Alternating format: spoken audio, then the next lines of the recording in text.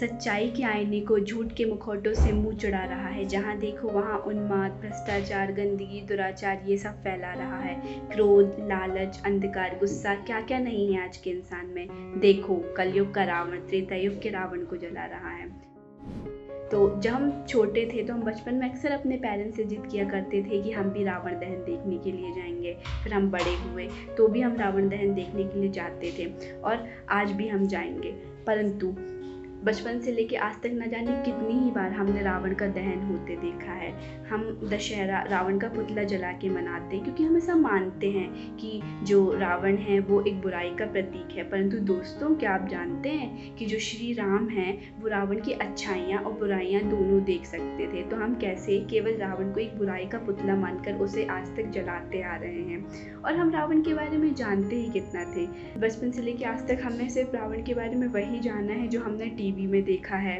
और यही सब चीज़ें कि रावण ने सीता जी का अपहरण किया, वे उन्हें अपने कंधे पे उठा के लेके गए। परंतु दोस्तों, क्या आप जानते हैं कि सीता जी को वरदान प्राप्त था कि अगर उनकी इच्छा के विरुद्ध उन्हें कोई छुएगा तो वो भस्म हो जाएगा। परंतु ये भी हमसे छुपा हुआ नहीं है कि रावण ने पूरी सम्मान के साथ, पूरे आदर के साथ सीता जी को रखा था।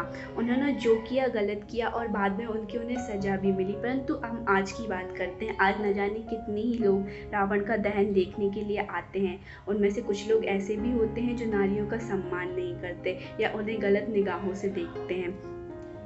रावण को जला, बुराइयों का दहन कर दिया, पर कह दो अगर उसने मर्यादा का उल्लंघन कर दिया।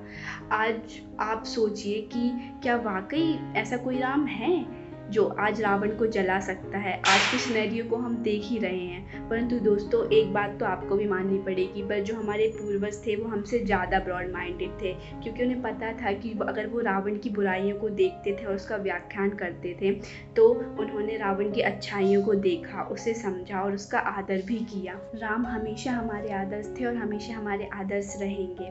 और अगर हम उनके आदर्शों की बात करें तो रावण में हज़ार बुराइयां होने के बाद भी वो उसकी अच्छाइयों का सम्मान करते थे। और अगर हम रावण की बात करें तो रावण में इतनी सारी चीज़ें, इतनी सारी क्वालिटीज़ हैं। और जैसे कि हम उनके पूरे जीवन चरित्र की बात करें तो उससे हमें बहुत कुछ सीखने को मिलता है। एक इतना महान राजा जिसमें कई सारे गुण थे और शिव जी के परम भक्त, उनके द्वारा रचित शिव तांडव शोतम आज भी कितना प्रचलित है।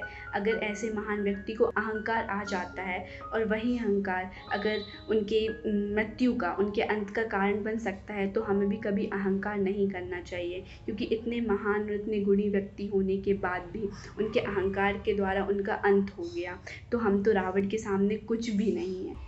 और दोस्तों, अगर हम अपनी बात करें तो हमें हमेशा अपनी अच्छाइयों को और स्ट्रेंथन करना चाहिए और अपनी बुराइयों पर, अपनी कमियों को सुधारना चाहिए और उनको सुधारने के लिए हमेशा आगे रहना चाहिए। पर दोस्तों, क्या आप जानते हैं केवल रावण का पुतला जलाना ये दशहरा मनाने का एक सही तरीका नहीं है। पर हम इतने सालों से दशहरा मनाते आ रहे हैं और हम रावण का पुतला, रावण का दहन देखते आ रहे हैं क्या, परंतु हम अपने अंदर के रावण को, क्या अपने अंदर छुपी बुराइयों को आज तक ख़त्म कर पाए, ये जानना बहुत ज़रूरी है। तो चलिए आप और हम मिलकर आज इस पर विचार करते हैं। भीतर के रावण को जो आग खुद लगाएगा, सही मायने में वही दशहरा